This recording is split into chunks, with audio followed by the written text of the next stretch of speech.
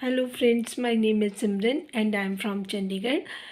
Friends, आज हम बात करेंगे जो हमारे अंदर संस्कार होते हैं।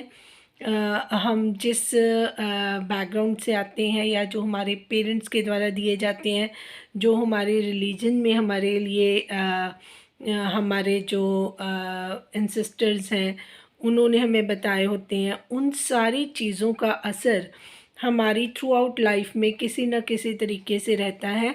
तो अभी जो कुछ दिन पहले एक बात करी थी सितारा ने कि उनके पेरेंट्स, जो उनके फादर थे, लेट फादर, उन्होंने कहा था कि अगर आपके लिए किसी ने कुछ ज़रा सा भी किया हो तो आपको उनको रेसिप्रोकेट करना चाहिए, ग्रैटिट्यूड में रहना चाहिए, थैंकफुल रहना चाहिए। तो इस चीज़ को वो आप कभी नहीं भूलें। तो यही बात है कि ये संस्कार ही होते हैं इंसान के, जो इंसान की अच्छी और बुरी हैबिट्स और अच्छी और बुरी इमेज बनाने में बहुत बड़ा रोल अपनाते हैं। और एक बात जो सबसे इम्पॉर्टेंट मुझे यहाँ करनी थी वो यही है कि हम जितने भी लोग हैं, अगर हम अपने संस्कारों से जुड़े रहेंगे, अपने रूट से जुड़े रहेंगे। देखिए, मॉडर्नाइजेशन जितनी मर्ज़ी आ जाए, हम जितने मर्ज़ी मॉडर्न हो जाएं, कितने मर्ज़ी अपडेट हो जाएं, बट हमें अपने रूट्स को नहीं छोड़ना चाहिए। तो ये चीज़ सितारा में अच्छी है, एक अच्छा मैसेज जाता है, जिसको मैं थोड़ा सा और चाहती थी कि इसको एक्सप्लेन कर दिया जाए। तो इसी के रिगार्डिंग मुझे ये चीज़ें आज बोलनी ठीक लगी कि जितने भी व्यूअर्स हैं, जितने भी सब्सक्राइबर हैं, आप भी इन चीज़ों का बहुत ज़्यादा ध्यान रखा करें। इससे आपकी इमेज, आपकी पर्सनैलिटी, आपके कर्मास, सबसे इम्पॉर्टेंट कर्मास हैं जो बनते रहते हैं, क्योंकि जो कर्मास होते हैं ना, उन्हीं के बेसिस पे हमारी पूरी की पूरी लाइफ खड़ी होती है। जैसे हम ज़मीन पे खड़े होते हैं, हमारे जो पैर हैं वो ज़मीन पे खड़े होते हैं, अगर बेस ना हो तो हम खड़े ही नहीं हो सकते। बिल्कुल वैसे ही हमारे संस्कार हैं, हमारे रूट्स हैं, जो अगर रूट्स ही ना होंगे सही, हमारे संस्कार ही नहीं सही होंगे तो हम कुछ नहीं कर पाएंगे। तो ये बहुत ही इम्पॉर्टेंट चीज़ है, इस पर आप ज़रूर ध्यान रखें। दूसरी चीज़ जो मुझे इम्पॉर्टेंट शेयर करनी थी, देखिए, आप कहीं पे भी आवाज़ लगाएं, कहीं पे भी, चाहे आप किसी रिलीजन से हों, अगर आप जय सिया राम बोल रहे हैं, या फिर आप वाहिगुरु बोल रहे हैं, या आप अल्लाह अकबर बोल रहे हैं, वॉट एवर, जो भी आपकी बिलीफ सिस्टम है, आपकी फैमिली बैकग्राउंड है, आपके रिलीजन्स हैं, कुछ भी है, आप अपनी प्रेयर करना, प्रेयर अरदास करना बहुत ज़्यादा ज़रूरी होता है। और फिर उसके लिए वेट करना, इंतज़ार करना अपनी बारी का। ये नहीं है कि आज हमने प्रेयर करी और झट से हमारी जो प्रॉब्लम भी सोल्व हो जाए। पता नहीं हमारा कैसा कर्मा होता है, उसको किस तरीके से कम या काट दिया जाता है। ये सारी चीज़ें बहुत बड़ा विषय है, बट मैं जितना चाहती थी कि आपके लिए ज़रूरी है जानना, उतना तो मैं आज आपको बता देती हूँ कि आवाज़ चाहे कहीं से भी जाए, किसी भी नाम से जाए, सुनने वाले कान एक ही हैं। मैं यहाँ से प्रेयर कर रही हूँ या कोई कहीं और से बैठ के प्रेयर कर रहा है, कोई मस्जिद, गुरुद्वारा, मंदिर, कहीं पे भी बैठा है, सुनने वाले कान वही हैं। इस चीज़ को मैं आज आपको तस्दीक कर रही हूँ। जिन लोगों ने मेरी बात पे आज बिलीव कर लिया, आप यकीन नहीं मानोगे, वो बेड़ियाँ ज़रूर तर के जाएंगी, वो कहीं पे भी उलझेंगी नहीं पूरी ज़िंदगी, अगर ये इस चीज़ को बिलीव कर लोगे। क्योंकि अगर हम कहते हैं कि हम अपने धर्म की रिस्पेक्ट करते हैं, दूसरे धर्म को डिसरिस्पेक्ट करते हैं, तो जिसकी आप डिसरिस्पेक्ट के बारे में सोचते भी हैं, मैं सबके लिए नहीं कहती, लेकिन कई लोग होते हैं ना, कट्टरवाद होते हैं, मैं उनके लिए बात करती हूँ कि जो चीज़ इस तरीके की अपने मन में लेके आते हैं ना, तो आप समझ लीजिए कि वो सुनने वाले कान सेम हैं, उनमें कोई डिफरेंस नहीं है, क्योंकि गॉड एक है, उनके नाम अनेक हो सकते हैं, एनर्जी, सुप्रीम पावर एक है। हर एक उसमें अगर आप ग्रंथ में कोई होली बुक में आप पढ़ेंगे तो गॉड इज़ वन, परमात्मा, परम आत्मा, स्पेशल आत्मा, सुप्रीम पावर एक ही है। जिनके लिए हम सब बच्चे हैं और हमारी जितनी भी सोल्स हैं वो उन्हीं के अंडर हैं। तो हमें अपने आप में अपने आप को इतनी इम्पोर्टेंस देनी ही नहीं है जितनी लोग आजकल देते जा रहे हैं और भूलते जा रहे हैं कि गॉड हमें वॉच कर रहा है। तो ये जितने भी गलत काम किए हैं, जितनी गलत क्रियाएं की जा रही हैं, ये मेरा मैसेज उनके लिए भी है कि अब आप थोड़ा सा थम जाएं। देखिए जो कुछ आपने किया मैंने वो पहले ही बता दिया था। मैं अब शुरू से शुरू करूँगी। मैंने सितारा से बोला था कि बिफ़ोर मैरिज बोला था कि आपकी एनर्जी को शिफ्ट कर दिया जाएगा। मेरी बात तब पता नहीं कितने लोगों को समझ आई नहीं आई, क्योंकि मैं जो बात कर रही थी वो बहुत आगे की कर रही थी। तब तक लोगों के लिए सॉरी तब तक समझने के लिए और सबके लिए थोड़ा सा डिफ़िकल्ट था कि मैं क्या कहना चाहती हूँ। अब जो है वो पिक्चर बहुत क्लियर हो गई है। आपने खुद भी देखा होगा कि आजकल मैंने ये चीज़ सितारा को बहुत पहले बता भी दी थी कि आपकी जो एनर्जी है उसको ड्रेन किया जा रहा है, उसको शिफ्ट किया जा रहा है, जो कि अब आप लोगों को क्लियरली नज़र आ रहा होगा कि एकदम से जो फ़ातिमा की अपीयरेंस है, लुक्स हैं, वो बिल्कुल ही सितारा जैसी लगने लगी हैं। तो ये एनर्जी जो उन्होंने ड्रेन करी थी उसका इतना ज़्यादा इन्होंने ये मतलब क्रियाएं करी हैं जिससे इतना ज़्यादा फ़र्क पड़ गया कि जो नॉर्मल सी लड़की थी वो सितारा से 100 टाइम कॉन्फिडेंट नज़र आती हैं। शक्ल सूरत उनकी उनके जैसे हो गई है, उठना बैठना बात करना हर चीज़ में अगर आप देखेंगे तो सितारा की रिजेम्बलेंस आपको साफ दिखाई देगी। इसका कारण बस यही है कि ये इन्होंने एनर्जी पूरी तरीके से, जैसे एक नींबू को निचोड़ते हैं ना, उस तरीके से सितारा की एनर्जी को बिल्कुल इन्होंने निचोड़ लिया था। और लेकिन इतनी ज़्यादा प्रेयर्स करने के बाद सितारा जो है वो नीचे नहीं गिरी हैं। उन्होंने वहीं अपने आप को रोक लिया। बहुत सारी चीज़ों में उन्होंने वहाँ पर जाकर, जैसे वो समझ आ गई थी उनको यहाँ पे विलेज में ही, क्योंकि मैंने बहुत सारी वीडियोस भी बना दी थी और एक एक चीज़ उनको क्लियर कर दी थी, क्योंकि उनको पहले से ही बिलीव है मेरे पर और वीडियोस भी उन्होंने देख ली थी। लेकिन उन्होंने इस्लामाबाद जाकर अपने गार्ड्स अप कर दिए। अगर वो फिर भी मेरी बात इग्नोर करती, अगर वो गार्ड्स अप नहीं करती तो आज नतीजे बहुत ही गलत होते, जिसका मुझे बहुत डर था। चीज़ें संभल गई हैं, लेकिन चीज़ें काफ़ी सारी हाथ से निकल गई हैं। अब आप अगर जो भी वकार की वीडियोस देख रहे हैं, आप लोग चेक कर लेना उसके थंबनेल पे भी जितने भी उसके एक्शंस हैं फ़ातिमा के। देखिए, जब तक सितारा साथ थी, मैंने पहले बोला था कि जिस दिन ये कराची जाएंगी या जिस दिन सितारा से ये जैसे अकेले घूमने गई थी उस दिन से आप नोट कर लीजिए। उसके बाद इन्होंने जो सफ़र किया और उसके बाद जब ये अब कराची पहुंची हैं, अब आप देखिएगा कि इनमें कितना डिफरेंस आपको नज़र आएगा। जितनी देर ये सितारा के पास रही, आपने इसकी ज़ुबान से एक भी आवाज़ नहीं सुनी।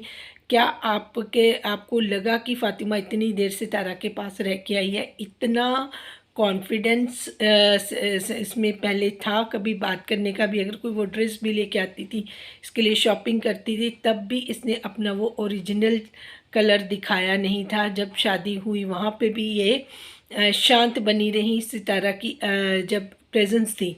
जैसे ही मुझे पता था कि ये सितारा के उससे जाएगी पास से, तब ये सितारा को अपना ट्रू कलर, अब सितारा इसका कुछ नहीं कर सकेंगी, कुछ नहीं कर सकेंगी।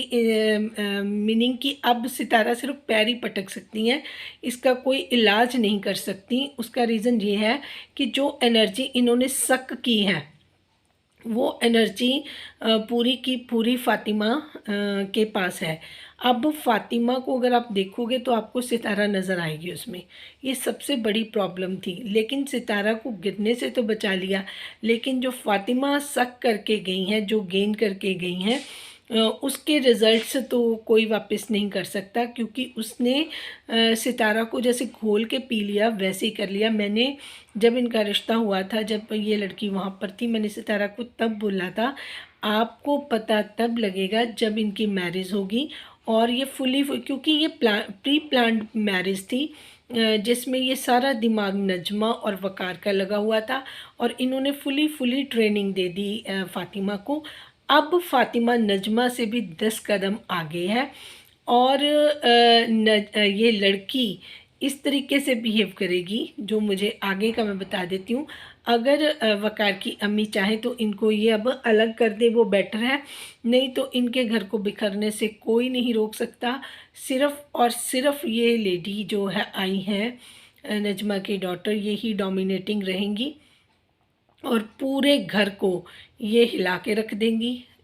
तो बेटर यही रहेगा कि अपने जो बड़े लड़के की इतनी देर अलिशबा के बारे में, चाहे वो कितनी भी वो हों, उसका कुछ आपको घर में इस तरीके का नहीं लगा होगा कि उसने घर में कोई ज़्यादा मतलब तहस नहस कुछ करने की कोशिश की हो।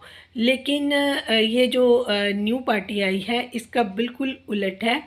तो इसने हर चीज़ में डोमिनेशन करनी है। ये हमेशा चाहेंगी कि इनका जो एज है, चाहे रिलेशन में ये देवरानी है, छोटी हैं, लेकिन इनका हमेशा अपर रहे। इनकी मदर की इंटरफेरेंस भी साथ में है, और इन्होंने वकार को भी अपने साथ लगा लेना है।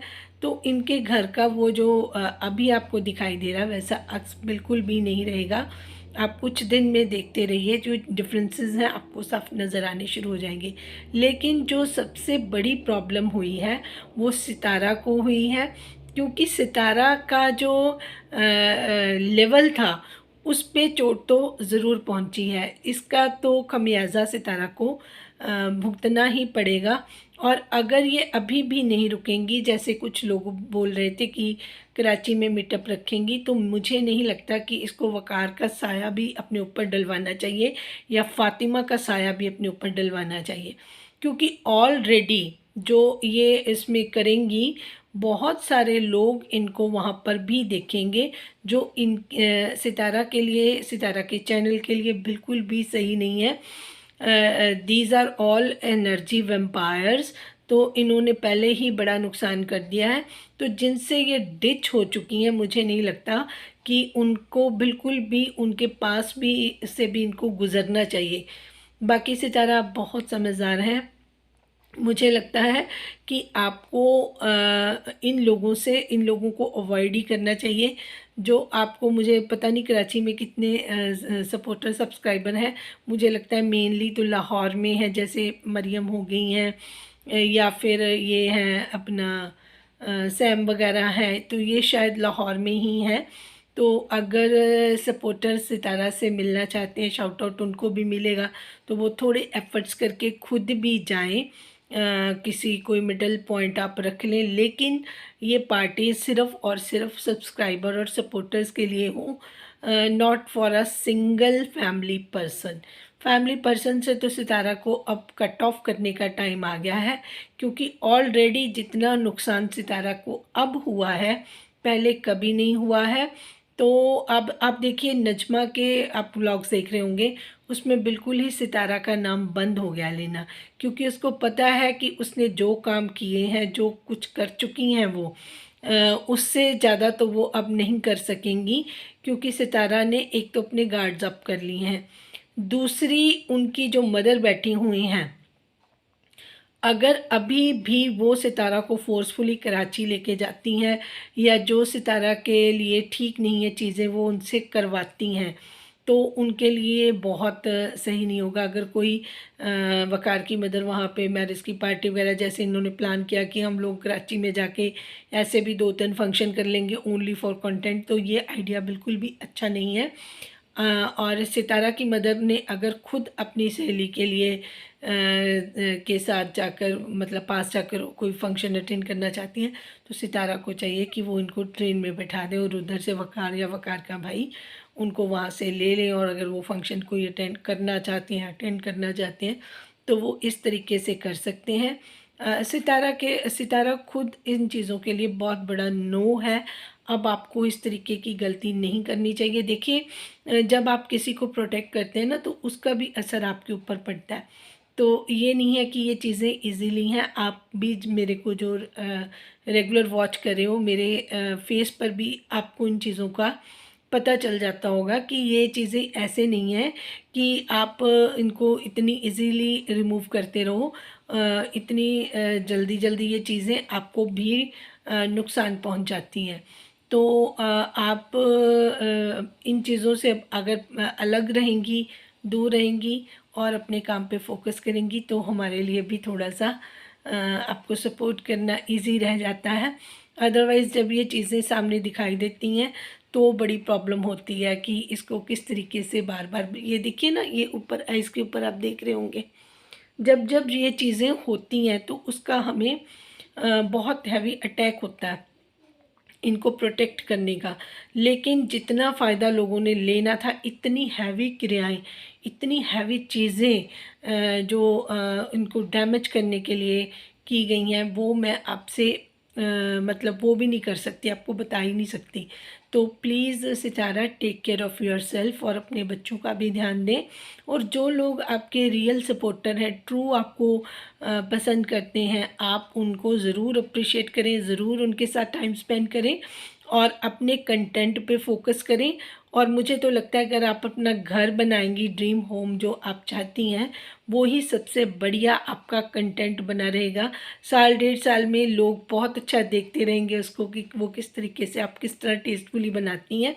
आपने अपने घर पे काम किया, उसका थैंक यू। मैंने इसको मेंशन किया था कि सलमा आपसे सीख कर इतना बढ़िया वो मैनेज कर रही है, तो आपने भी अब ये स्टार्ट कर दिया है, अपने घर को अच्छे से मैनेज कर रही हैं।